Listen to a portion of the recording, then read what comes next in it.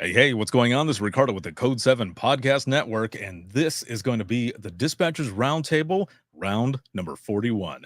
And it has been excellent. There's a lot of stuff that's been going on. I'm going to go ahead and start this over here on Instagram as well, because Instagram is stupid, and you have to do it all separate from everything that's on here. If you could only see what I see right now. But anyway, as always, let's start out with a word from our sponsor. At InDigital, we know that public safety professionals hold themselves to a high standard. In fact, standard doesn't do it justice. In over 25 years working alongside you, carrying millions of calls over our IP networks, your dedication has inspired us. That's why our ESI net goes beyond industry standards, not only i3 compliant, but designed to adapt to future development for a network you can count on when it matters most. Learn more at indigital.net. Have you ever met a 911 professional and asked, what's the worst call you've ever taken? Well, here's your answer. I heard your last breath the night you flipped your four-wheeler. I tried to call you the day you committed suicide by driving your car into a tree. Blue face, cold to the touch. I helped you with CPR after you found your infant face down, not breathing. It messed me up. I did everything I could, but it wasn't enough. You were with me from the beginning, Grandma. 27 years later, I took the 911 call when you died. How fitting to be there for me in the beginning, and I was there for you in the end. I miss you, Grandma. I am 911. This is but a glimpse into the world of emergency dispatch. But what is it really like to answer a call during someone's nightmare? What is the impact on the first responder answering the call? From Titletown Publishing, and available on Amazon or where you purchase your favorite books and ebooks. Imagine listening. Your worst day is our everyday. If Within the Trenches has ever taught you something, open your eyes to what it is like to be a 911 dispatcher, or has inspired you to become one, then help support us and join our Patreon. Get exclusive bonus content, one-of-a-kind swag, discounts on merchandise, ad-free early access to new episodes, and much more. To join, please visit patreon.com/WTT podcast. And if you're an industry partner, we have something for you as well. And now, for the show. This is Jordan, and you're listening to the Code 7 Podcast Network.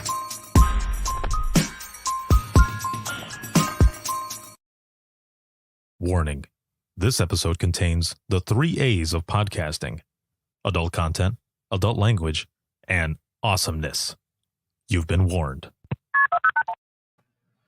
Oh, yeah. Welcome back. Welcome back. Again, this is round 41 of the Dispatchers Roundtable. This live broadcast is sponsored by InDigital, a leader in next-gen core services, and a big shout-out, as always, to subscribers of the podcast, whether you are on Circle, Patreon, Facebook, whatever the hell it is. Thank you very, very much. And especially all of you who are here watching, listening, supporting, and sharing, because I wouldn't be able to do everything it is that I do if it wasn't for all of you. So thank you for the continued support. I appreciate you more than you know. So as I said, this is a new round 41, and we're going to be talking about something that I've mentioned, many times throughout the last few years, and that is the 911 leadership training event out at the Mayan Ranch in Bandera, Texas, that is hosted by the 360 Dispatcher and run by Mr. Joe Serio.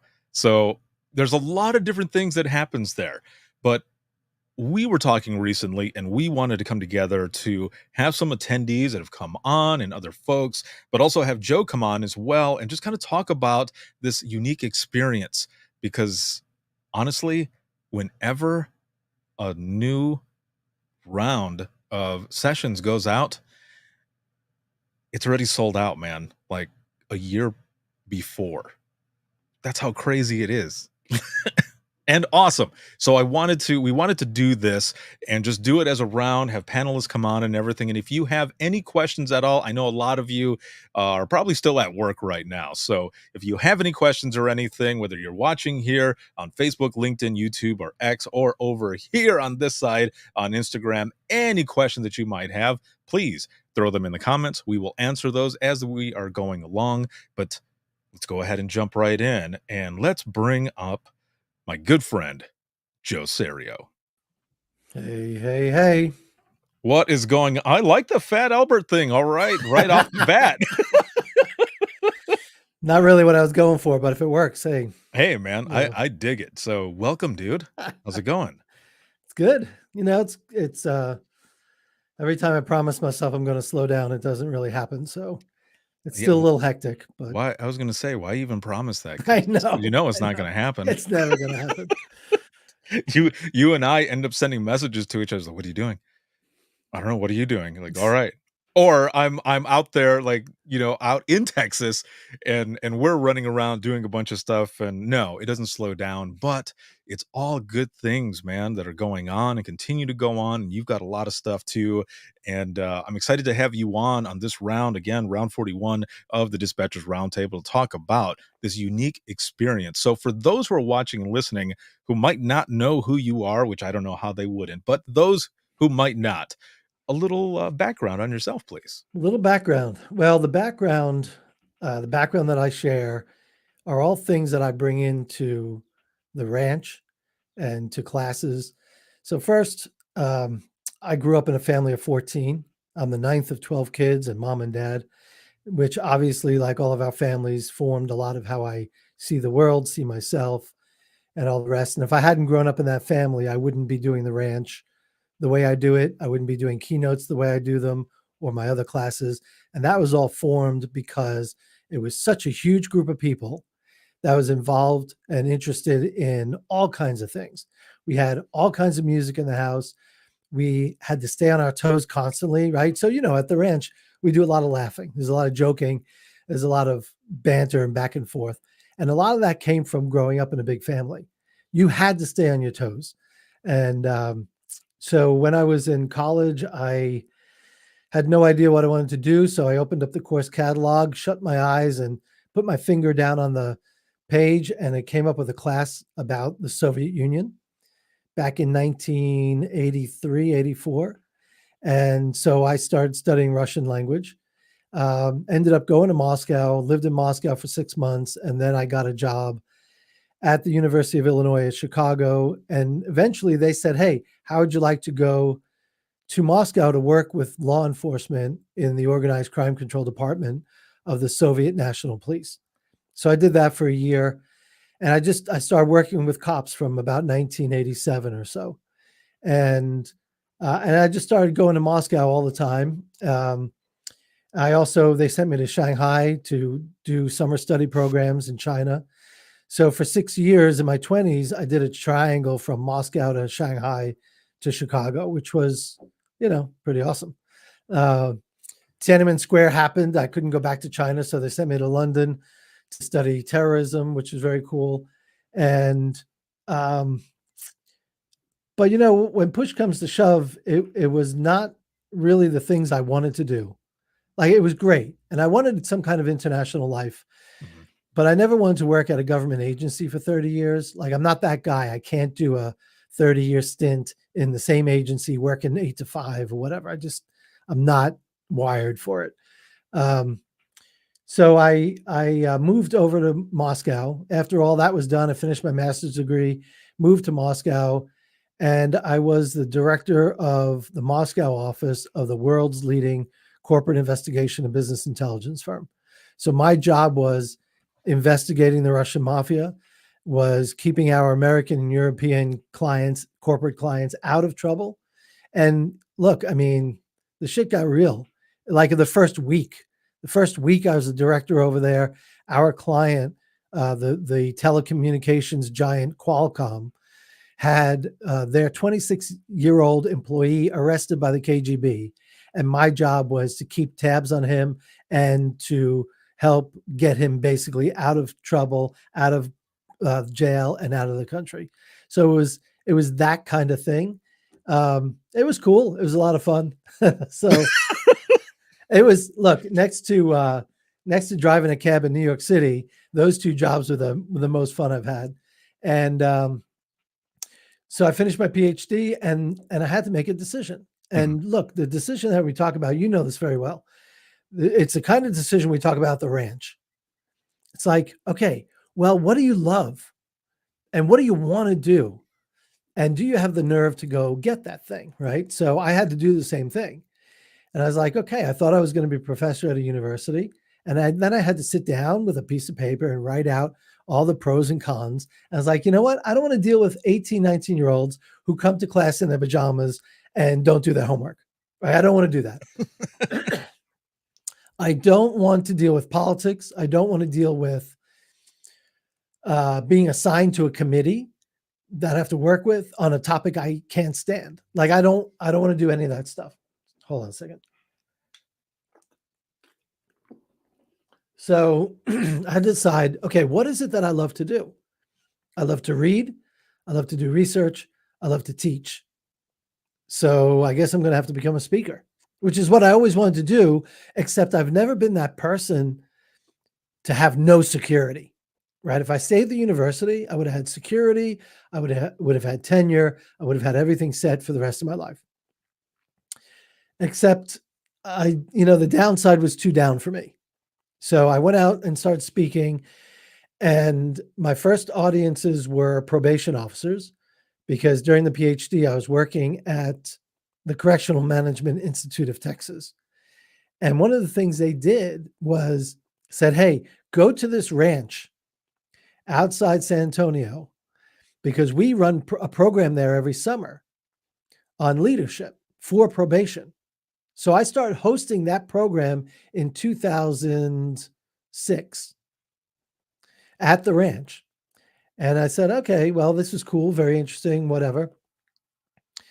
Then fast forward a couple of years, I left the university and started training probation and cops. And during one of the classes, a dispatcher comes up to me during the break and says, I have to come to this law enforcement training because we're the redheaded stepchildren and we don't have enough training of our own, and we have to come to these cop classes. I was like, oh, okay. There's a market niche that's just become apparent. So I started training dispatch, the Healthy Dispatcher. Adam, Tim, and I started the Healthy Dispatcher, ran all over the country for a couple of years. And it finally dawned on me in 2016 or 2015, why am I not using the ranch that I used to train at for probation to bring dispatch to Texas, to Bandera? Right. So 2016, we did the first ranch. We did one ranch, and then realized it is ridiculous to do a ranch in June or July in Texas. It's like 120 degrees.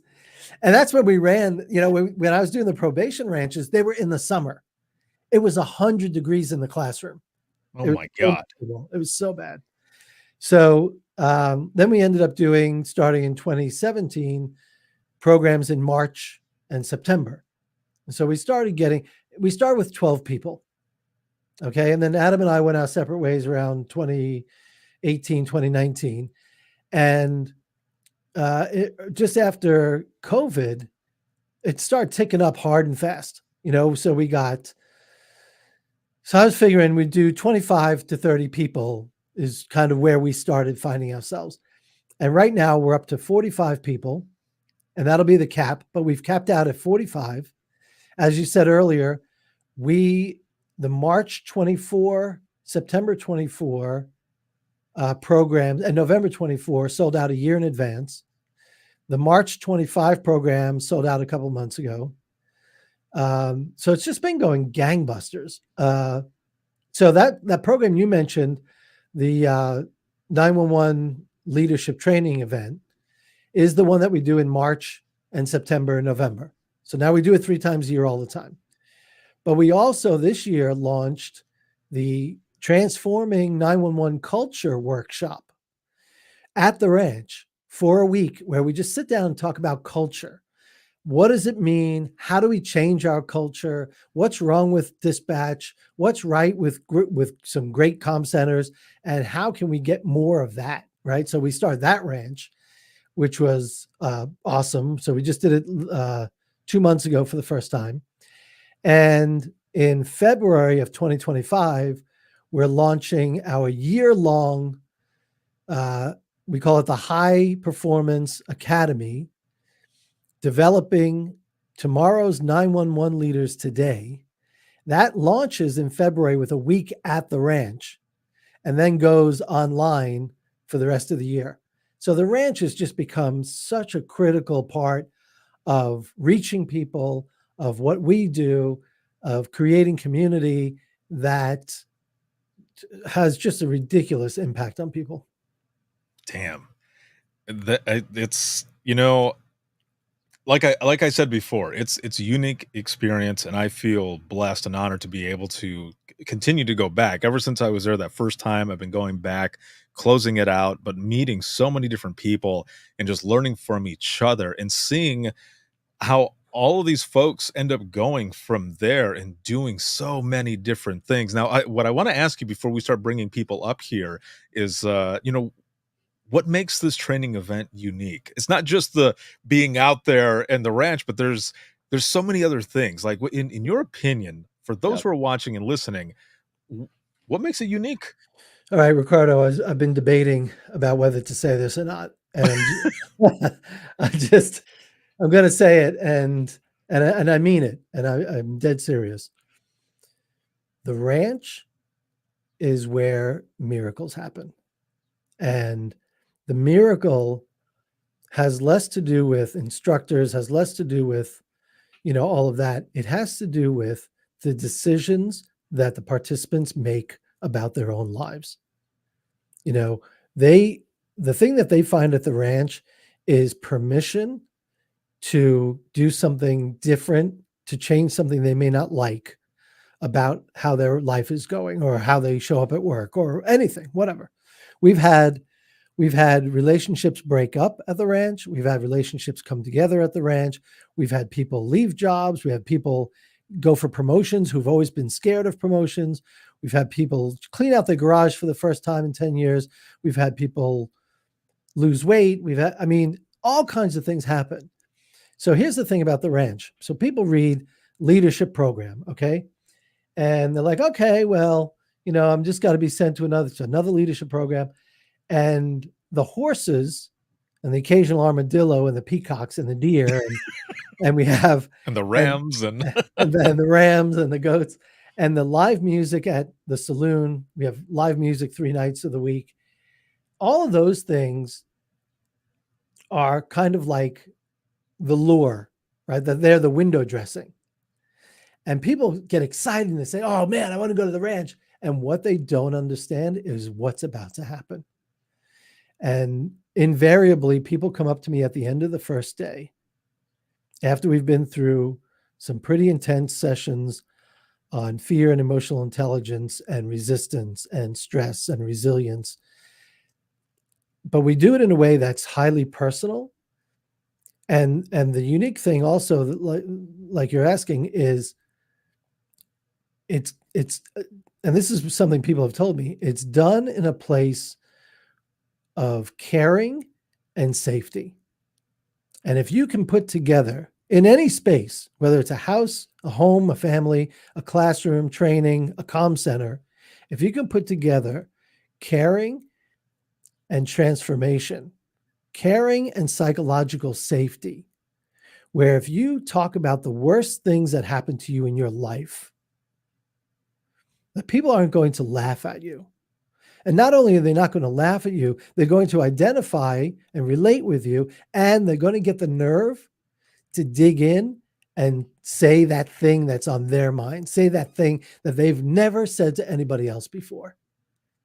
And to me, that's what everything, ranch programs, my 6-month supervisor academy, my regular classes, my keynotes, it's all designed around that possibility that you can find something in yourself that either you buried a long time ago or you didn't think was there.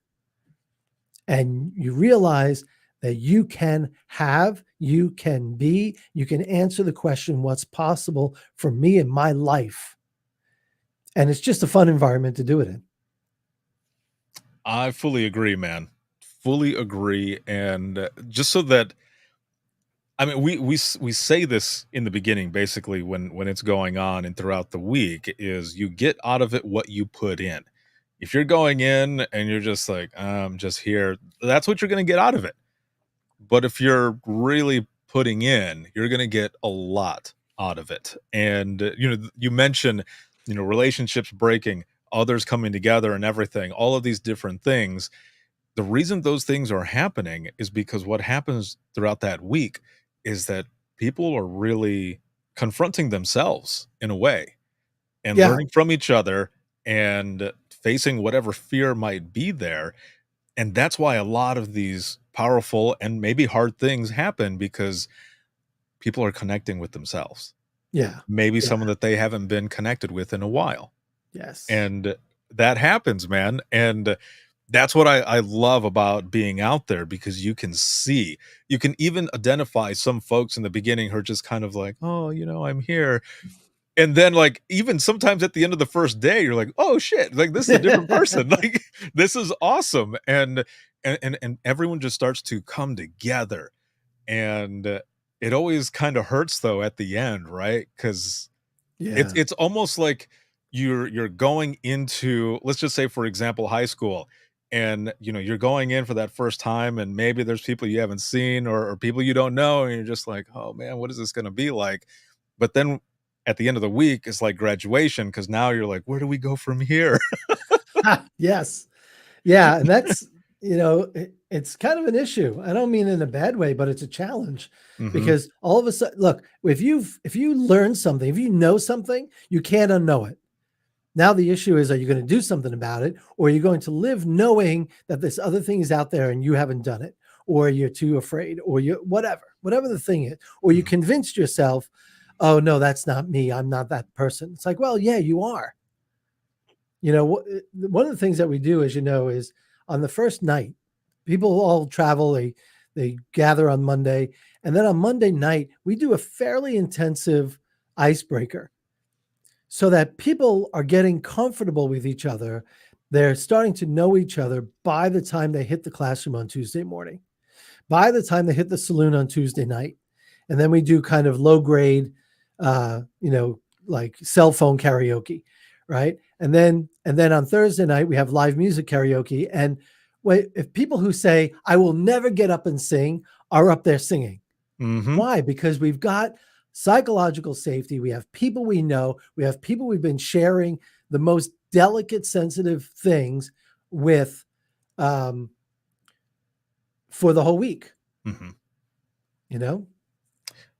Yeah, I mean, there's a lot of folks who in the beginning are just like, "Nope, I'm not gonna be getting up there, I'm not gonna be getting up there," and you're right. By the end of it, because there's so many people that are there with you and everyone's cheering you on, like, it doesn't matter, like, we're there to have fun, and even if you think like me, I don't think I have a great voice, but I've gotten up there, I'm like, "Fuck it, let's do it," and I'm up there and people are like, "Yeah," and you feed off of that energy. I remember, a few classes, ago, a couple of years ago, I remember there was someone who wanted to get up there, but they weren't really sure if they were going to, and there was another, attendee who came, and I'll never forget this because he put his arm around him and he goes, "Come on, man." He goes, "Let's be great together."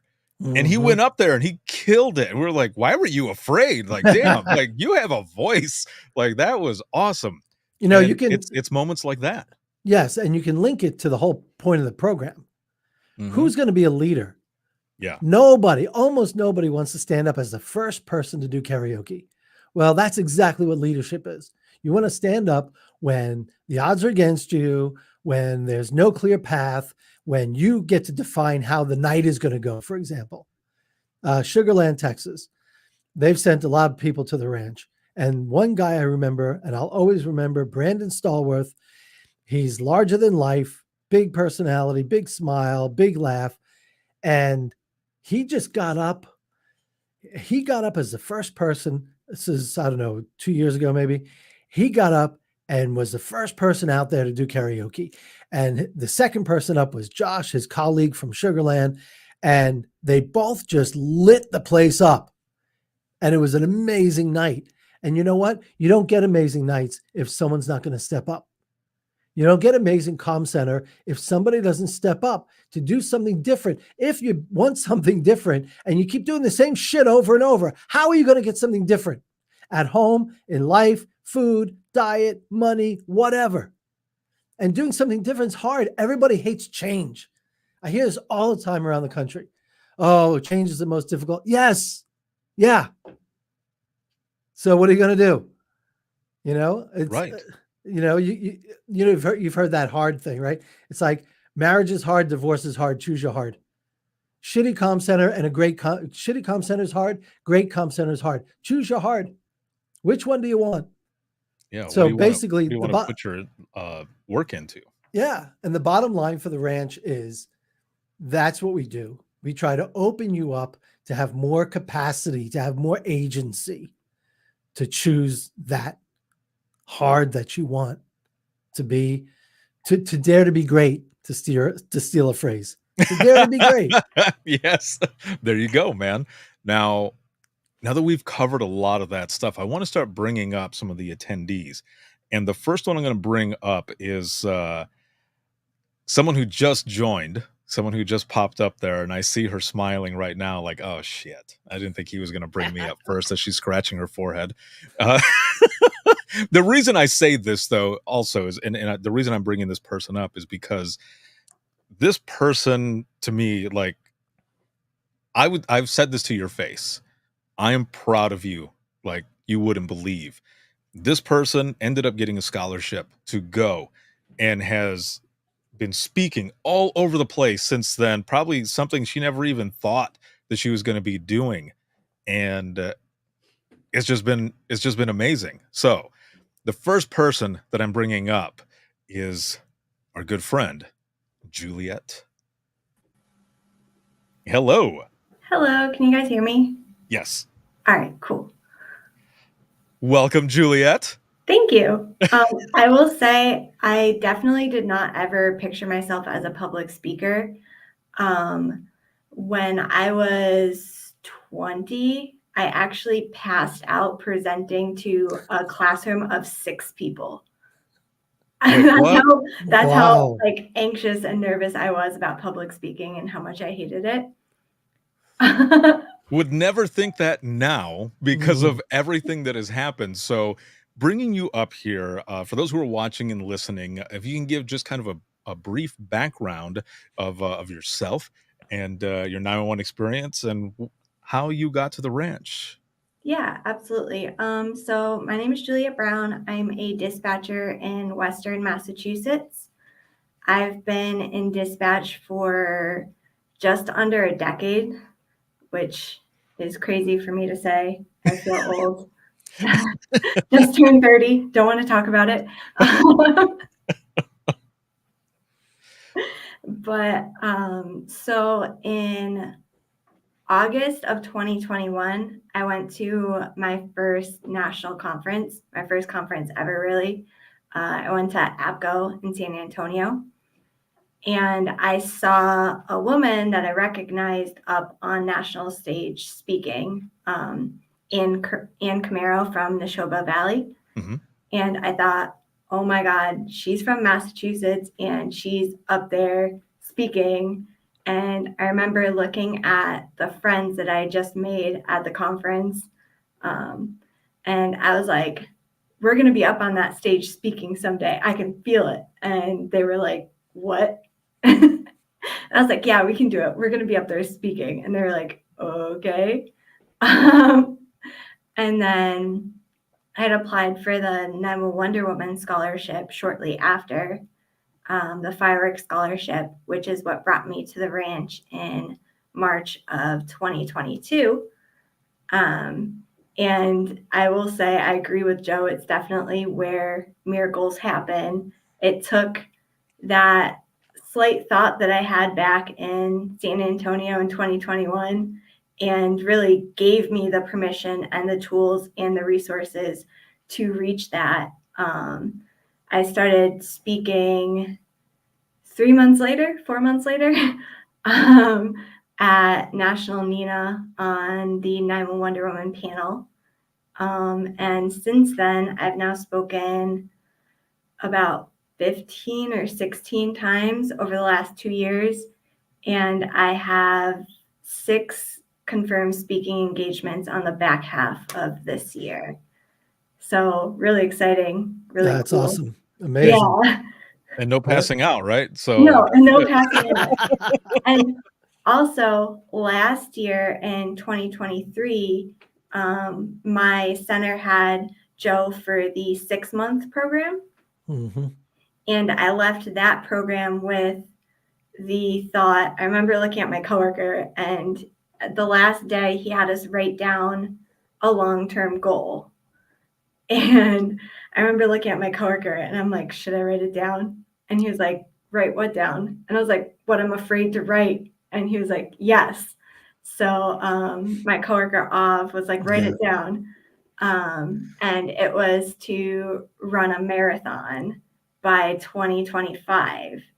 So over the past year, I was only planning on running 2 half marathons a year, and I've surpassed that, almost doubled it, and I've run 6 half marathons, with a full steam ahead, ready to train for a marathon for next year. So I left Nice. both programs with really cool goals that I've worked to achieve. Very cool. Yes.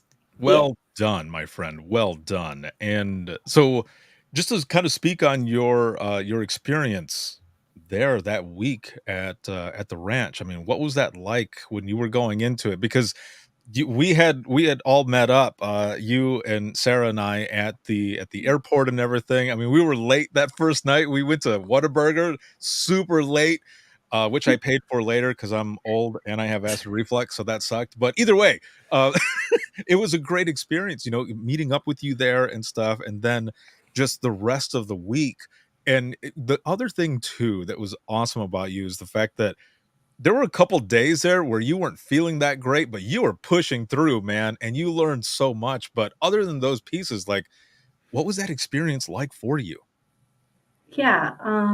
So I actually went there with bronchitis, and I remember it was March of 2022, and I'm getting on the plane, and you saw us wear masks, and I'm like, don't cough, don't cough, don't cough. I gotta make it through security. Oh, man. So yeah, some days I just did not feel well because of that. But no, it was a great program. I previously was extremely shy with like a secret social butterfly side. And I feel like the week at the ranch really broke that out of me. I remember the first day when we were doing icebreakers, I was like, oh my God, I'm going to have to talk to these people. I don't like to talk to, like, I previously did not like to talk to strangers or really open up at all. But working with everybody and having good conversation and having the environment where we talk about uncomfortable things, but to work towards a solution really had everybody open up. And by the end of the program, I was laughing and joking with everybody and having a great time. And I think you have some news about what you're doing this September. Yes. So I'm actually coming back as a ranch instructor for the September leadership program. So that's really exciting. Yeah, Awesome. that is really, really cool, man. That you're like you said, coming back as an instructor. There's a lot of folks that we've heard there at the end. They're like, man, I would love to come back, and you were doing that. That's going to be Yeah. awesome. Yeah, it's great. Looking forward to it. Yes, Thank you. yes. Looking forward to karaoke. Yeah, that as well. I didn't do karaoke last time, but maybe you guys can Oh, well, crack you're going that to do shell it this open time. this time. Yeah. I feel Step by like now step. that I've That's said it in recording, it's going to happen. one Mhm. step at a time. That's how this works. That's Yeah. right. Yes, exactly. You move from And- the half marathon to the marathon. That's all. Well, so we're going to keep you up. Everybody that we're bringing up, we're going to keep everyone up here on the screen and such. So we're going to move on to our next person here. And I'm looking down. I can see some people looking at their camera. One person was just looking down. So I'm going to go for that person who was just looking down. And Corinne, hello. Hello. You caught me. I know. Yes. Usually, if someone is like making eye contact, that's how it usually goes, especially when you're in a training class or something. Like, damn it, don't make eye contact. They're going to call on you. But, Old teacher you know, rule. yeah, exactly. I mean, I wanted to go with you first either way. Sure, now you say it. I get it. I know. So, welcome. And if you could state your name, a little brief background on your 911 history and such, and then we'll jump into your experience as well for the ranch. Yeah, absolutely. So I'm Corinne Switek. I've been in the 911 industry for a little bit longer, 23, 4 years. So I've been around, so I've seen some things, got some experience. So my center is located just outside of Chicago in the suburban area. So All right. here I am. Well, excellent. And so, your ranch experience, what was that like for you? Eye-opening and amazing. It was great. So I think the really cool thing for me was like there was that trepidation, right? So I was looking at it the year before and I had that like, nah, I don't think I want to do it. So I backed out, right? And it was that, nah, I'm not ready for it. So I think there was that culmination of this was really the right time. Mhm. And so everything does kind of come full circle. And I remember very vividly, and I actually took video of myself coming down that long path as you're going over the creek and like you're coming into this nothingness, right? So like there's nothing around and there's a sign like, and it said like horse crossing. And I'm like, are you kidding? Horse crossing? Like what? Like, and there's nothing around. And, I stayed in Austin like the night before and I'm like, this is cool. Like I'm going to get a cool break. And then I come down here and there's nothing. And I'm like thinking to myself, what have I gotten myself into? Like, so I just so vividly remember it. And then I'm like, I see the sign about hospitality and I'm like, oh no, this is not going to be what I need. And then I'll never forget the first thing I said to Joe that first night after the icebreakers. And, we talked for a minute and I'm like, yeah, I came down here on my own. I wanted to see what it was like. He's like, okay, so you guys are going to send people back down here? And I said to him like, well, if you're any good. Oh, dude. Who says that? Like, I take my own time to do this and whatever, but you were being honest, so I mean, but I mean, really? So yeah, it was great. It reinforced everything. It was about being comfortable with the uncomfortable, and it really made that apparent. And everybody was in the same situation, and it really was about that kind of safety, and opening up, and there was no pressure about it, and everybody was at their own level. And after leaving the ranch and you had that time to reflect and seeing that everybody got their own bits and pieces from it, it was such a cool experience. Did you have that like, oh man, just kind of like almost like that emptiness a little bit? It's that when you leave the ranch and then you go, sometimes it's right when you get home, and sometimes it's when Monday hits and you're like, what? So what now? Because you're used to waking up right early as hell in the morning. You go to where the saloon and the kitchen and everything is, and you have some awesome breakfast because their breakfast is amazing, and you're there with all those people for that time. And now it's like, okay, you're back to life, and where do we go from this? Yeah, it was a lot of it was how do you carry that energy, and how do you sustain it, and then how do you bring that energy back? How do you bring it back to your people, and how do you get them to feel what you felt without them being there? And that's the hard part. But yeah, there was instant emptiness. Like, oh my God, we were already talking about where are we going for our reunion? What are we doing? When are we all getting together again? So yeah, it's a lot. There's empty for sure. Man. So, Joe, any questions? Any? I really don't want to talk about Corinne because when I think about her, and Terry's coming on in a minute. When I think about Kareen and Terry, who were at the ranch together, honestly, I start crying because to watch Kareen and Terry go through the week and grapple with things, um, it was seriously, um, it was seriously powerful because you just watch on their faces. They're doing things they don't like. They're doing things that aren't comfortable. They're doing things that they don't do. And they're doing things that, I mean, forget about comfort zone. This is like torture zone.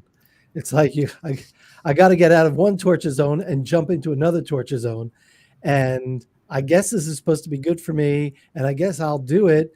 But shit, this kind of sucks and it hurts and it's not me, you know? And I just, I mean, I can't. I think about Terry and Kareen all the time, and I just think about the big steps they took, and it really. If you want to talk about, we talk about purpose, right? We talk about what is your life about? What does your life mean? And for me personally, when I think about that being just having turned 60 years old, I think about that question. And the answer to that question is Kareen and Terry. The answer to that question is Juliet Brown. The answer to that question are the people that come through the ranch and give my life meaning. You know, people tell me, oh my God, it's amazing and you're so great. Like, yeah, forget about that. Not forget, let's put it on the back burner, you know, because my meaning comes from what you do with what we throw out there. And if you come to the ranch or a class or academy or whatever and do nothing, then there's no reciprocal feeling. Do you know what I mean? So I get my feeling only after you get your feeling and bounce it back to me. And you guys, countless people at the ranch just make me so emotional because there's so many ridiculous things that people have done with their lives since attending. Move on, Ricardo. Move on. I was just going to say really quick that I feel exactly what you're saying. Every class that I have assisted with, it being an instructor, has been powerful. But this last one in March, it was like every single person put everything in and got a lot out. I mean, you could feel it in the room. I mean, when we were back in the back on the deck recording that little video and stuff, which I'm going to play a clip from here in a moment, even that alone, you could feel it. And as they were talking to each other, I'm there with my phone. I'm like, okay, I can't move my phone, but my allergies are kicking in, like, Right. like, oh my God, like I could feel everybody's energy, and it was just that powerful. So I definitely agree. Excuse me. So moving on, I want to bring up Terry here, and you can see her face. Here we go. Terry, welcome. Hi, everybody. Joe, I swore I wasn't going to cry, and I already had one coming down. You're welcome. Right. Yes. So for those who are watching or listening, Terry, a little background on yourself and your public safety experience, and then we jump right into what the ranch was like for you. Okay, so I've been in public safety now for about 24 years, coming up on that. Most of that was spent in another state. I'm now in Texas and San Antonio, work for Bexar County as the assistant supervisor for the fire marshal's office, which dispatches for 17 departments, keeps us on our toes. And the history behind the ranch for us is a couple of my coworkers had been able to go, and they pushed it. They said, the minute you can go, the minute they say we can do it, you got to go. And so I was the chosen one for this past year in 2023 in March for that class. So you end up hearing that you're going to be the one that gets to go to this. And what are you thinking right away? Because I've only attended as an instructor, so I can only imagine what it is like to be, I mean, because I remember when I was in dispatch and going to a class and thinking, oh, it's going to be the same shit. Here we go. But then, Yeah. as Joe was saying as well, and everyone's doing the icebreaker, and you get to that first class. I mean, I'm sitting in back, but I can see everyone's like body language, and you can tell that everyone is starting to realize, it's that moment when they realize this is not the usual thing that we're getting into. Like, you're about to have an experience. So what was it like for you? Leading up to it, I didn't really know anything other than my supervisor kept telling me, I don't want to tell you anything, just keep an open mind. Just keep an open mind. I want you to forget about work. I want you to forget about home. I want you to forget about all your things and just do it. That's all she kept saying, like for weeks leading up to it. And I was like, oh my gosh, what am I getting myself into? This is crazy. Like, whatever. She knew everything was stress. Everything's stress. Life is stressful. Home is stressful. Work is stressful. So she's like, I want you to just take these days. You just do it. All right. So I figure it out with another coworker that I don't really know outside of work. So this was going to be a different experience for us as well. Mm-hmm. And so we went together, got to the ranch. I only live about a half an hour, 45 minutes from there. So for me, it was kind of like, well, if I really don't like it, I'll just go home. Like that was always in the back of my mind. Yeah. It wasn't like I took a plane to get there and I'm like, I got my car. I live close. I'll just leave. Right. Mm-hmm. That was how I went into this, honestly, because that's There's always some my leadership for you. There's some good leadership right there. You know, however, from the first day I got there, it just kind of like I watched this girl standing by herself on the other side of the room, and in my head I'm like, I should go talk to her, but I didn't. We just kind of looked at each other, and neither one of us made that first initial contact until later that day. I think after icebreakers and stuff, and we kind of like, hey, I saw you. And she's like, yeah, I saw you too. And I guess that was the icebreaker that we needed to kind of like get the ball rolling. And it was all uphill from there. All of it was uphill. As much as I cried for 4 days, as much as I basically at 60 years old had this life epiphany because of everyone I met and the leadership classes that were held and the thought processes that went through completely has given me something that I never thought I'd have at this stage in my life. Damn. That is Thanks, amazing Joe. right there. Anytime. You know what they say about old dogs. So I didn't think that there'd be much you could change at this point in my life. So somehow, some way, you have this ability to reach through things that not everybody has. That's a special gift you have. Well, I think the combination of growing up in a big family and being from the New York City area, we just go through the bullshit really fast. But the other side of the coin is it's like, okay, let's go through the bullshit, but let's do it in a way that keeps people intact. You know, I like, well, I'll say this. When we were growing up, people around us, my father was very good at breaking us down, but not particularly good about building us back up. So the one thing that happens at the ranch that I'm really, it's kind of natural at this point, but was developed consciously, was you got to give them the tools to build back up. You've got to give them the space to build back up. You got to give them the headspace, the confidence, the permission to build back up, because anyone can knock anyone else down. But if you actually honestly, sincerely, authentically know and believe that the people in front of you can do different and more than what they're doing, that is actually going to astound them if they get the nerve to do it, then that's what we're there for. That's what the ranch is about. And that's why the book series is called the Get the Nerve series. And it's the thrust behind everything we do is, can I take Terry? And Terry, I don't know if you mind me saying this. You said something at the ranch about crying. Mhm. What was that thing you told us? That I'm not a crier. That You're not a part? crier. Yeah. I mean, yeah. Crying was bad. Like I was taught that crying was bad. You were weak. Yeah. Crying was That bad. And was you spent 4 days crying. You I know? did. Yeah. And that's what I want. The other thing with Corrine was we were doing an exercise with one of the instructors, saying a word. I think would it start with your initial or something, and we were talking about confidence. And Corrine at the beginning of the week would not budge, I think.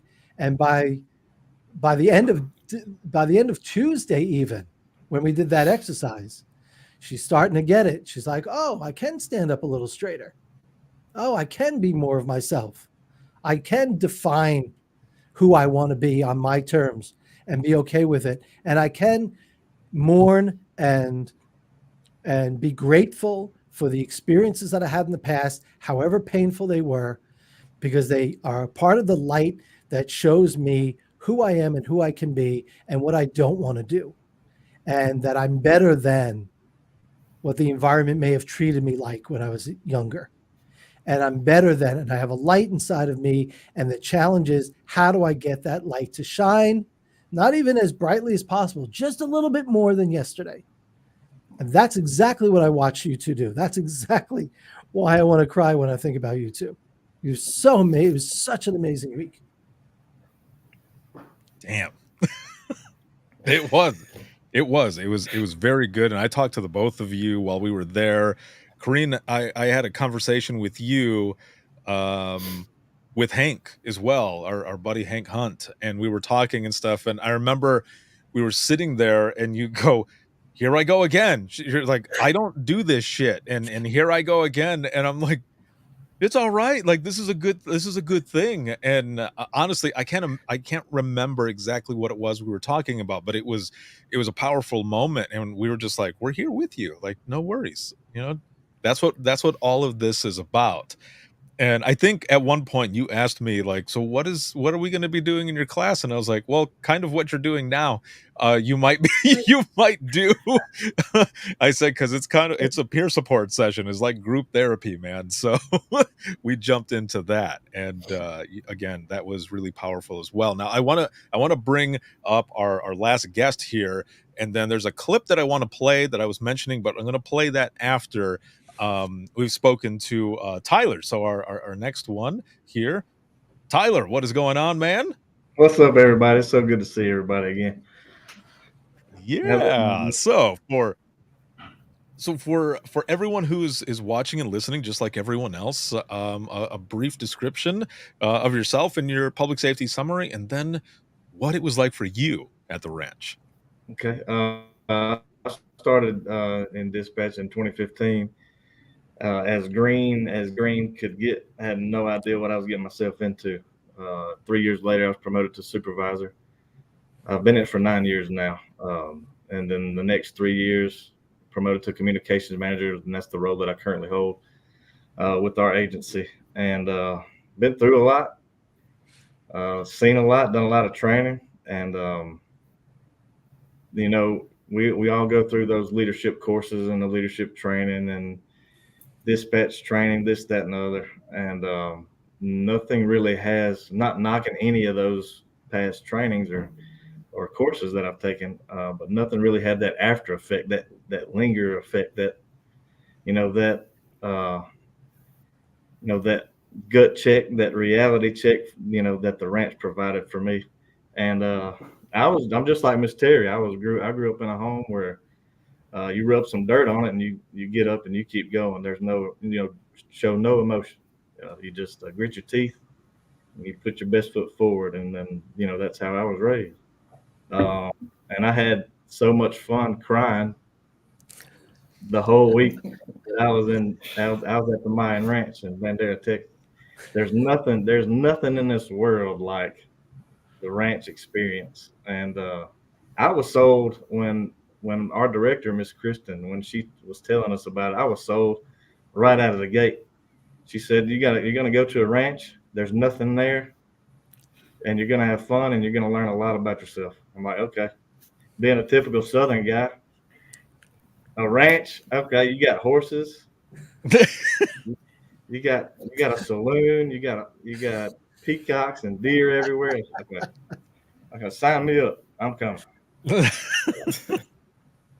you say? I'm sorry. Did you say deer everywhere or beer everywhere?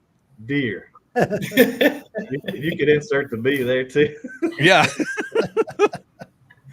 But that first night, I still got a video on my phone. I just kind of videoed the whole entire ranch in its entirety, and I was like, man, I want to live here. Like, this is where I'm supposed to be right now. Before talking to anybody, and then we sit down to eat that meal the first night, and then here comes the icebreaker. I'm like, oh man, I wasn't ready for that. Don't really want to talk to anybody. I'm not a big, I'm not a big outgoing personality. I really don't like people. I just deal with people, and everybody was partnered up for the icebreaker. I had no partner. I was like, I just got out of this scot-free.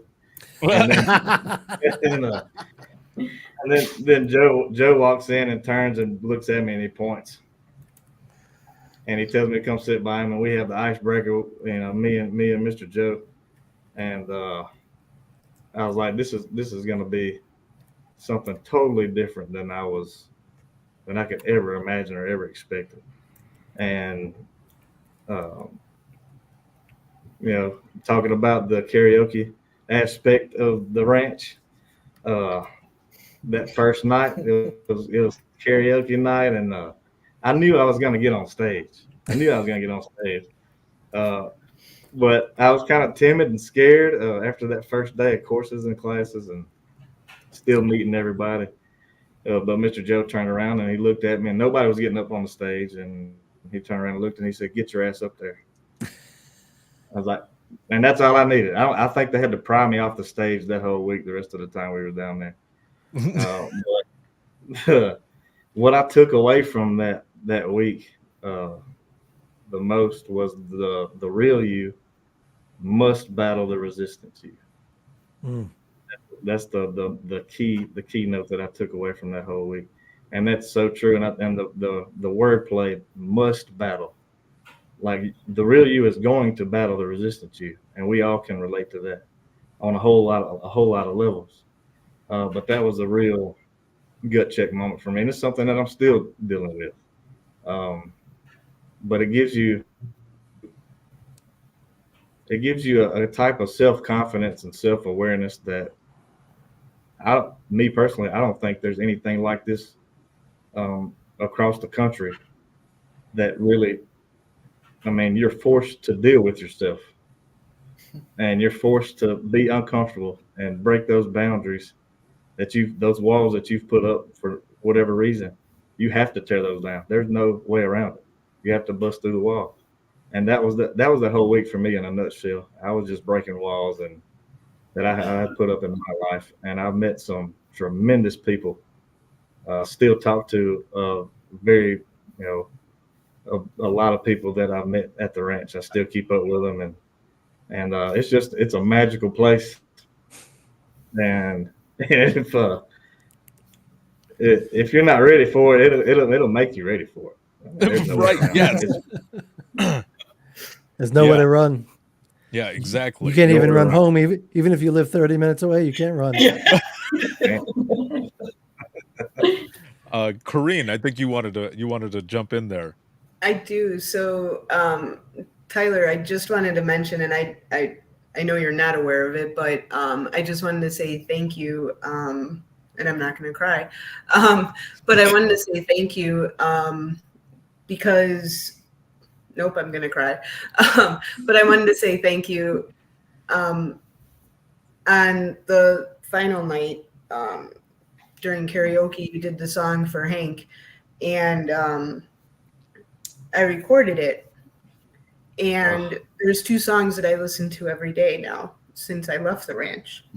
The one is the one that Joe played in the morning on our final session on Friday. So I listen to that in the morning. And then in the evening, I listened to your karaoke song. So I just wanted you to know that I listened to that. And I think the cool thing about it, one is, of course, the way you did it, but two, you can hear the energy in the room, because there were a couple points where everybody in the room was behind you and they helped you through the song. And that is, to me, it was just a moving thing. And that, I think, was the best part of the ranch, is we don't know who anybody is, and yet within a matter of, even the first day, second day, whatever, and we're all behind each other. We're from different centers, we're across the country. I could walk by you on the street and, not know who you were, yet in this group, we all supported each other. And to hear that and to feel that, that was the amazing thing. So I think that's part of taking, Ricardo, to your point, and Joe, to take this ranch, and what are you going to do with the experience after that's taking it away from here? So Tyler, thank you. Oh man. Well, I'll tell you the backstory to that. The reason why I sang that song for Hank that night. It was just after lunch. The bar opens at noon every day, for those that are not aware. We were, I think we had just gotten back from the hayride. I know me and Miss Terry went on that hayride. I'm not sure if you did, Miss Kareem. Yeah, I was there. Okay. So Yeah, we just got back from the hayride. And it was still early. It was still early in the day. And I thought it was a good time to go sit at the bar. And Hank was the only one in there. Hank was the only one in there. And it was just after class had just let out for the day, and he had just made his presentation. And I knew about Carey's Law, but I didn't know the reason behind Carey's Law. And to hear it come from that man's mouth, it turned my whole world upside down. And I walked in the bar, and sure enough, Mr. Hank is the only one sitting in the bar. And somebody gave me access to the Bluetooth speaker that was in the bar. And me and him we just started talking about this, life. And he was like, "Do you know that song, Where I Find God, by Larry Fleet?" And I was like, "Heck yeah, I love that song." He said, "There's a version of that song that I want you to play on that speaker." I was like, "Okay." And we sat there and listened to it. And I said, he said, I really would like to hear that song again. We were just talking, and I was like, "I'll tell you what, Mr. Hank, if you come to karaoke that night, our last night, or if you come to karaoke on our last night here, I'll sing that for you. That'll be the only song I sing that whole night." He said, "You got a deal." And there's a verse in that song that talks about hearing her heartbeat. And all I could think about was this grown man's daughter. Yeah. And the reason, and all those conversations from that week and meeting all these great people just came full surface, full scale, right back and just hit me in my face. And I look up and I just see everybody, tears rolling down everybody's face. And it was just a wild experience, and I'll never forget it. And it's one that, like I said, I wish I could just live down there. And I've met so many amazing people, and I'll never take it for granted the rest of my life. My experience at the ranch.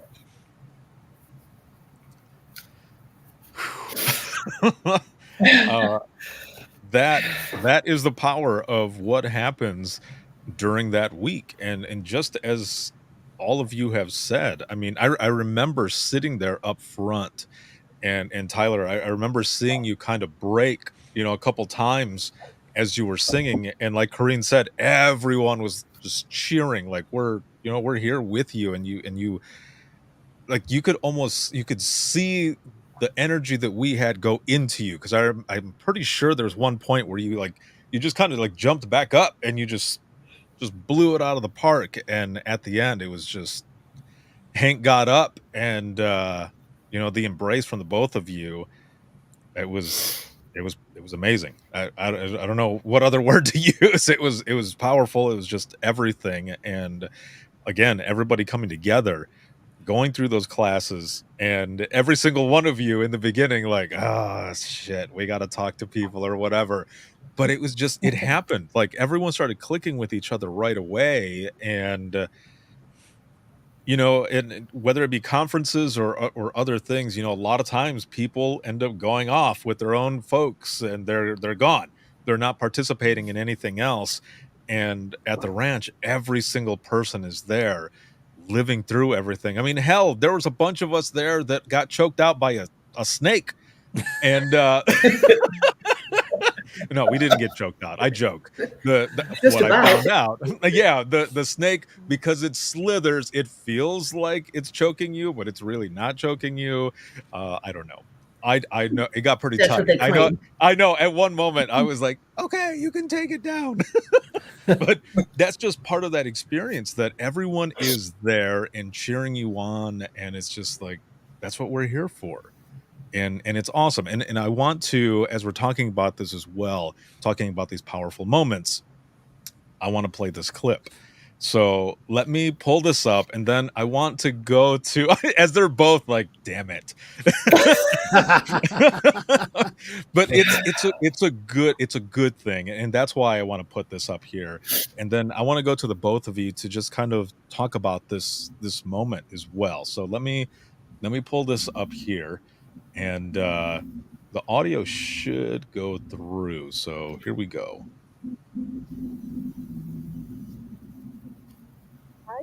Whatever. I don't even know, right? I don't even know what we do. There's people there who are like harsh and saying, but you know what I mean? There's different things. I know that. There things I didn't have to tell the students before. But now you. Right. Like it's. We can do the studying, we can take on the classes. This is different. Yeah. It really is. I don't even know. Oh, girl. Oh. Never in a million years did I think that. Ever. I am not a hugger. I am the unemotional friend. This. So there's that clip right there. Whew.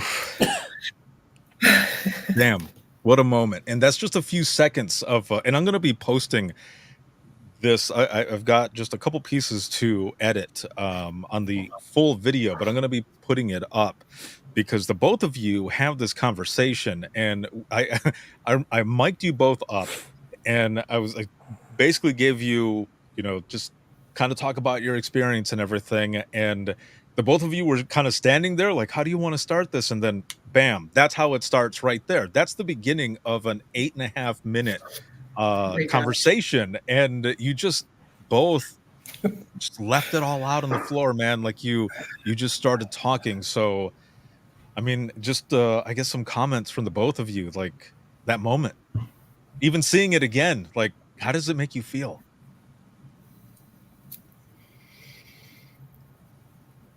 You first, Corinne. Right. Honestly, it actually makes my heart so happy to see that again. I've watched it a couple of times when you made it available, Ricardo, and some of it was really hard because, like we've said, I am. Maybe not I'm not a hugger.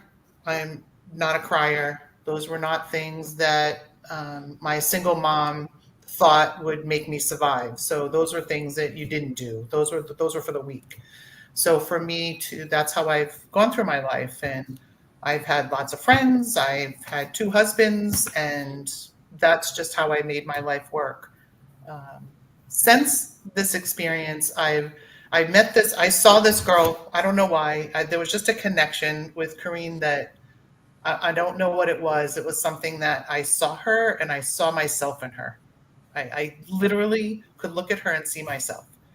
And it was odd and it was weird. And then we'd go to class and we'd be at different tables and I'd look at her and I'd catch her glance at me. And I don't know what it was, but there was something that in that moment of our fear, which day one, that's what we talked about, was fear.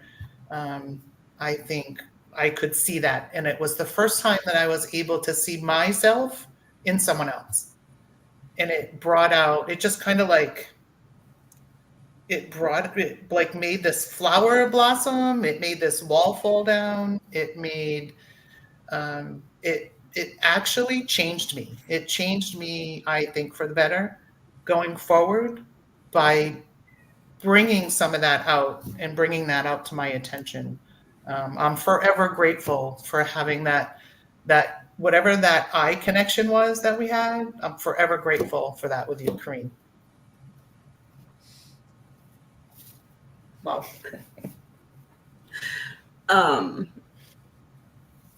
Can I just say ditto? Like that doesn't work, right? No. She really knows how to shift the energy of a room, doesn't she? Yeah. So when I get nervous, I tend to try and turn into a comedian, and that doesn't work either. What's funny though is like there were so many times that I remember in class, like, because the other cool thing about class is like the way the tables were set up, and I don't want to give too much away, but it was always like this thing of like, where am I going to be, right? But there were times where I'd be like, I'd look up and it was like these intense moments, and I'd be like, this is too much. And I look up and I see Terry, and we just start laughing because like there's tears running down our face. And I look up and I see Terry, and I'm like, that you're crying. And she's like, no, you're crying. And I'm like, darn it. But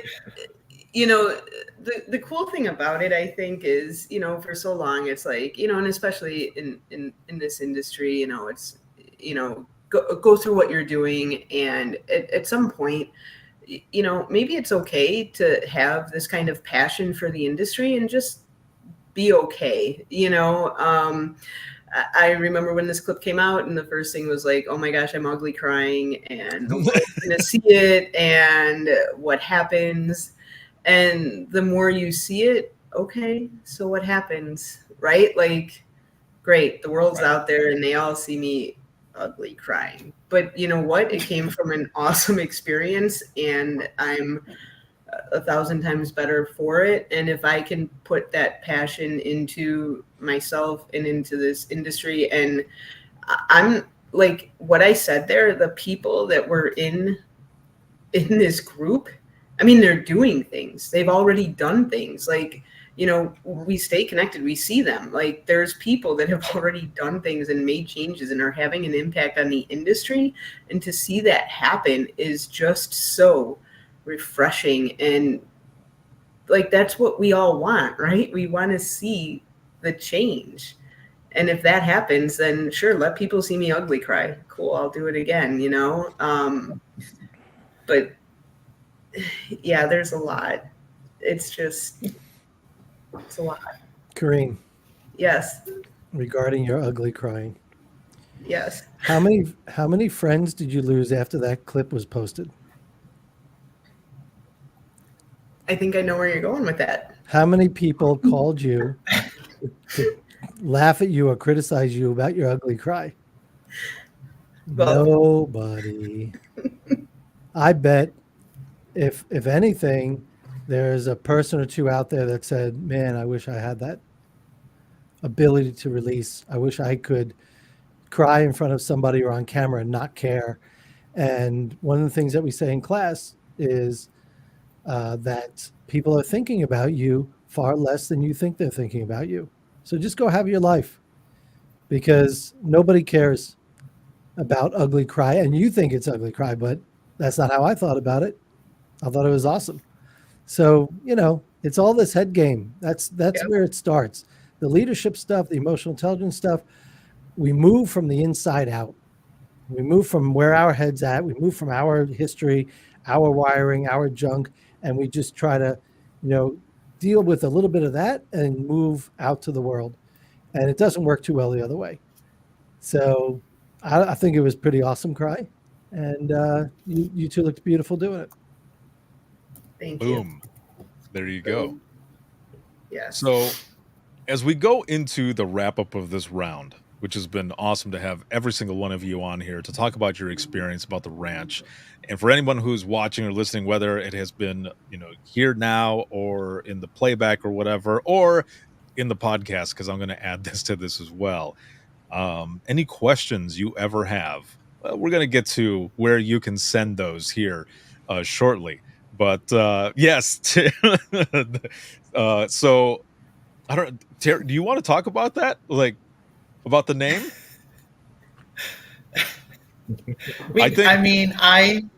I'm trying to remember the specific question that Joe asked the class. Yes. As a group.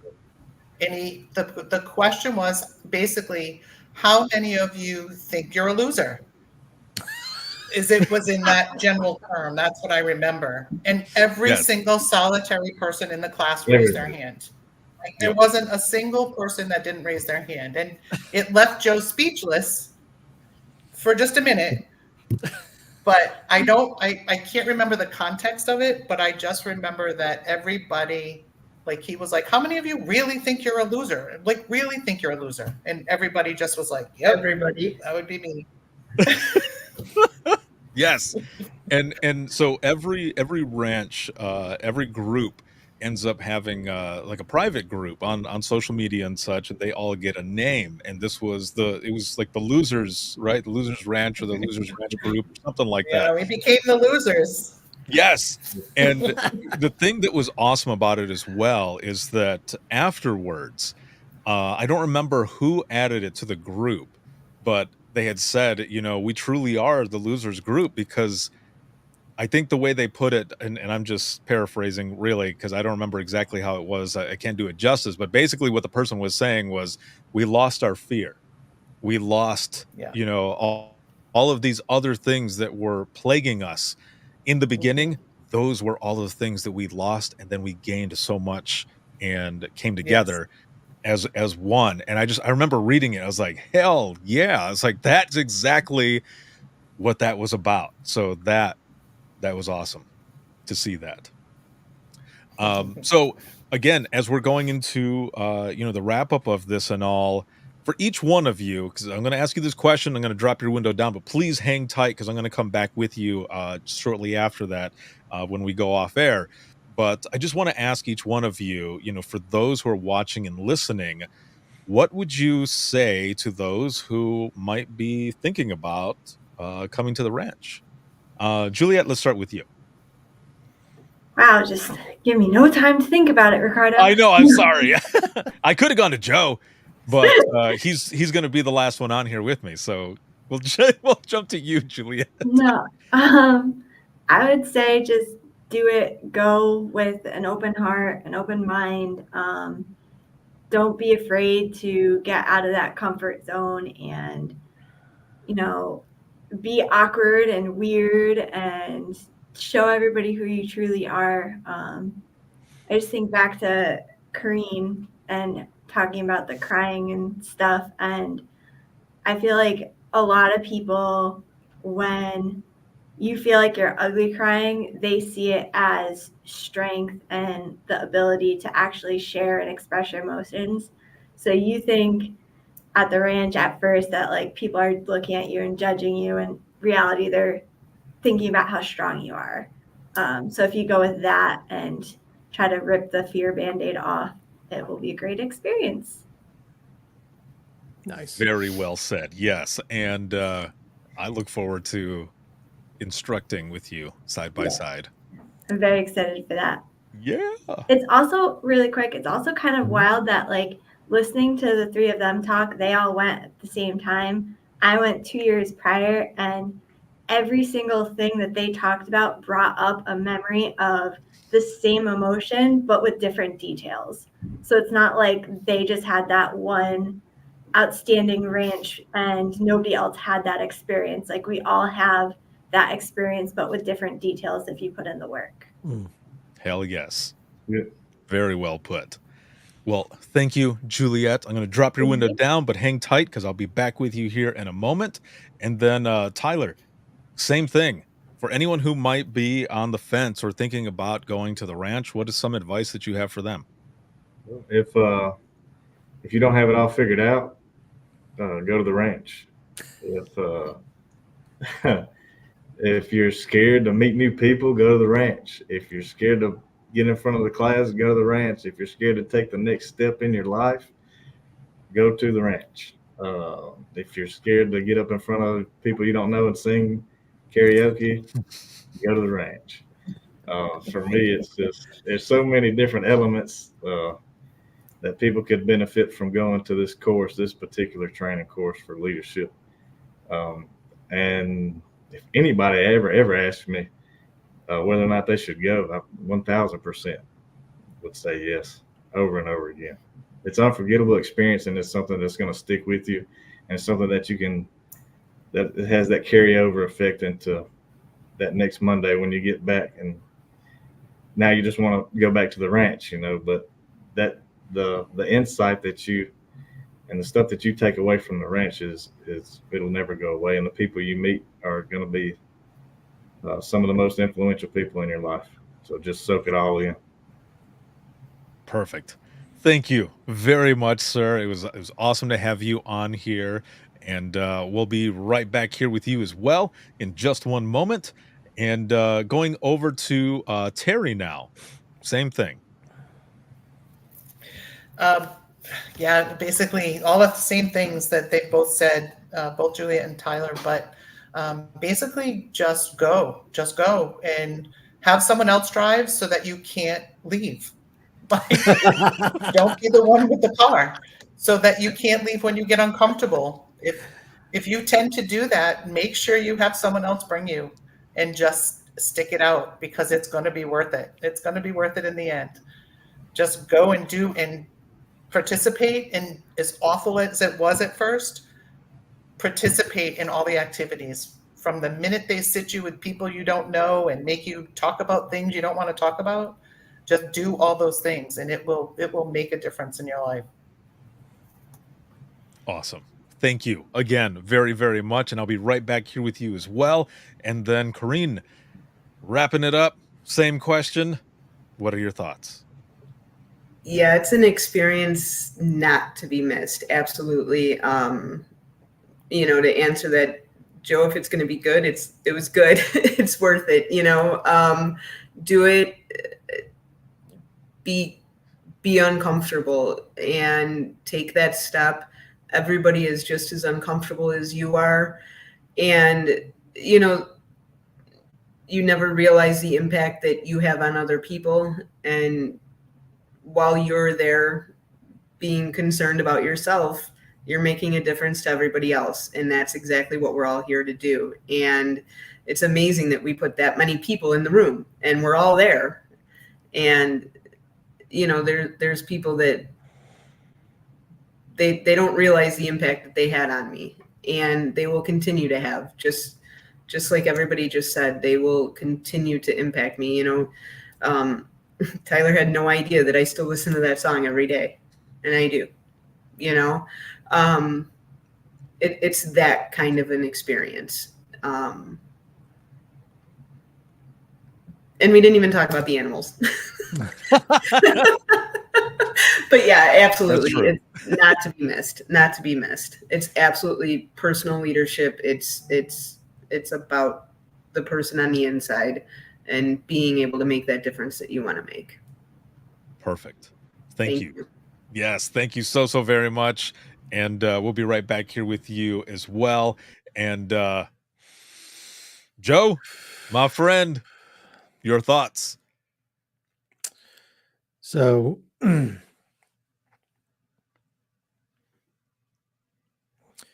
as you were going through that group just now, the thing I was thinking was actually part of what Corrine said.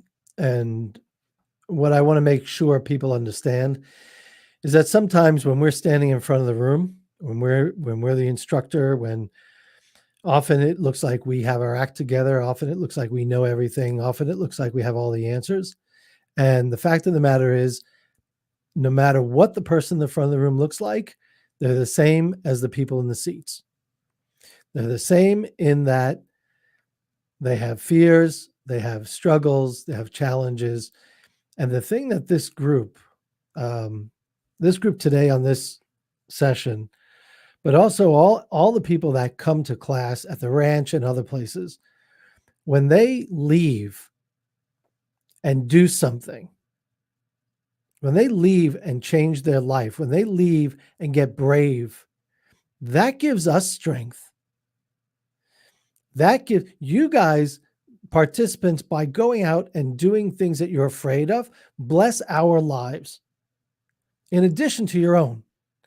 And participants may not realize that, they may not understand that on some level, you feed back to us and we're reminded, oh, we are doing some good, because we don't get feedback from everybody, obviously. So it's hard to remember sometimes, why am I doing this?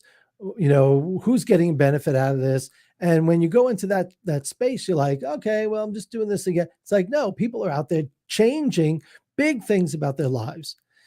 And when you go do something about your life, and especially when you tell it back to the instructor, to whoever your teacher from third grade, whatever it is, that is crazy powerful, because we also have our doubts and we also have our fears, and we also either are in the process of going through something, or we went through the same things that you did, and we can acknowledge ourselves that we've come so far. Like Juliette Brown, her story, I'm thinking a minute ago about when I was her age, when she started this ranch thing and all. I guess she was about 25, 27 years old. And at that age, I was absolutely petrified of public speaking, petrified. And I had somebody, a boss, who forced me to speak at conferences, and forced me to speak at breakout sessions, and forced me to do, one man thing in front of 200, 300, 400 people. Scared the living crap out of me. Except I wasn't allowed to run. He forced me to do it. And now 30 years later, I'm in a position where I get to watch. I get to watch Juliette. But it's not just watching. It's Juliette giving me courage to go to my next step.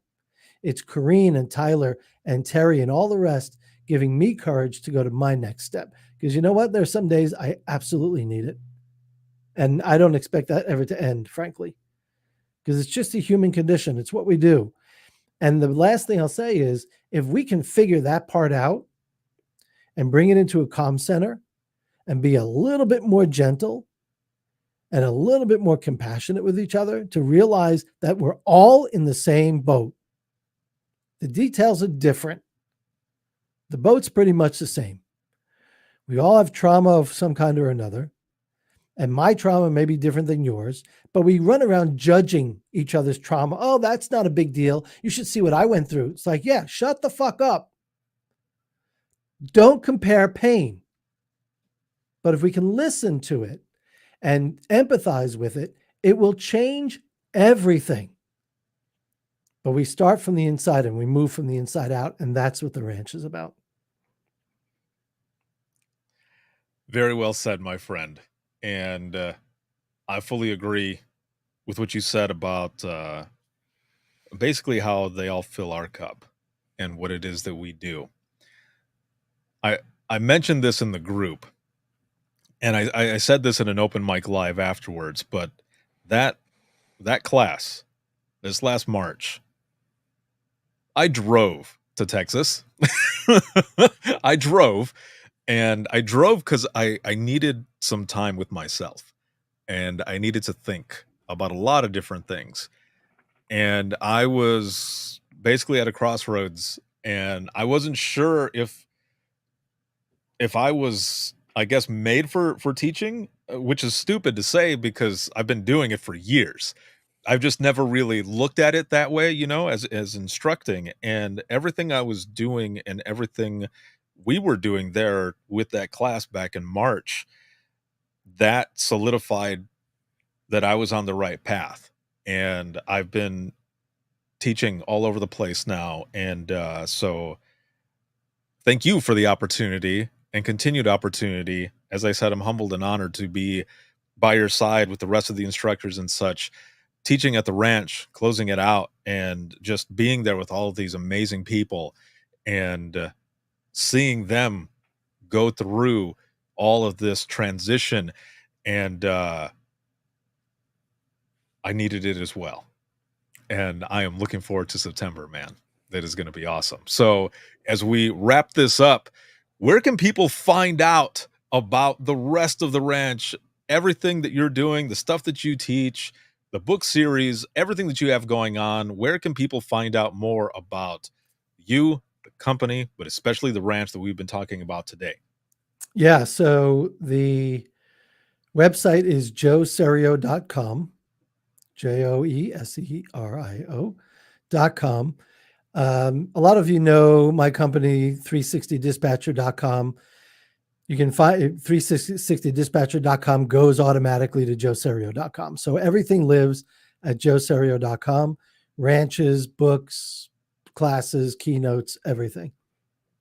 Perfect. And social media wise, like everything can be found there as well, correct? Yeah, probably. Dude, I don't even remember. We're actually in the process of transitioning and developing, and we're going to be launching a bunch of things coming up. Also, take a look at the High Performance Academy. That's going to be the ranch on steroids. Super excited about that. That'll be awesome. Hell yeah. All right. That is excellent.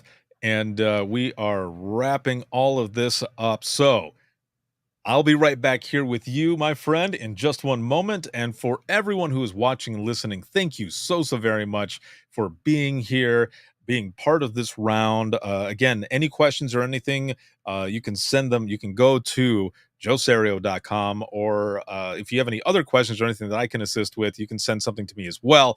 But if you have any comments, questions, or you have any topics for the Dispatchers Roundtable, or you want to be a guest on the flagship show, you can simply go to wttpodcast@gmail.com. That is wttpodcast@gmail.com. You can follow us on social media. You can become a supporter of the podcast.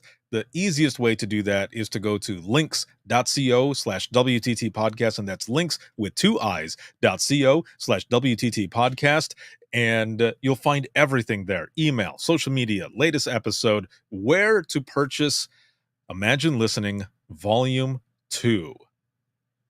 I'll have an announcement for that coming out soon, but I'm going to be self-publishing it, and it is going to be amazing. I am so excited for it, so make sure to watch out for that. And soon, I will be republishing book number 1 of Imagine Listening, Your Worst Day is Our Everyday. Brought to you by Within the Trenches Media and Code 7 Traffic, LLC. Damn, I'm excited for that. So just wait for that. And you can also be a guest by simply going to that same website, links.co/WTT podcast. There's a button there that you can sign up, and I would love to share your story. I've been doing this for over a decade. It is my passion, and I thank you all for the trust in sharing your stories for over a decade now to the world. Literally the world. Your stories have been changing people's lives and opening the eyes of millions to what it is that you do on a daily basis as the most vital piece of public safety. So check me out there. This can be seen on Facebook, LinkedIn Live, YouTube, X, as well as Instagram. And then you can listen to the flagship show 24/7 on Apple Podcasts, iHeartRadio, Spotify, your favorite podcasting app, and withinthetrenches.net. This has been sponsored by InDigital, Leader Next Gen Core Services, and I will see you all in the next one.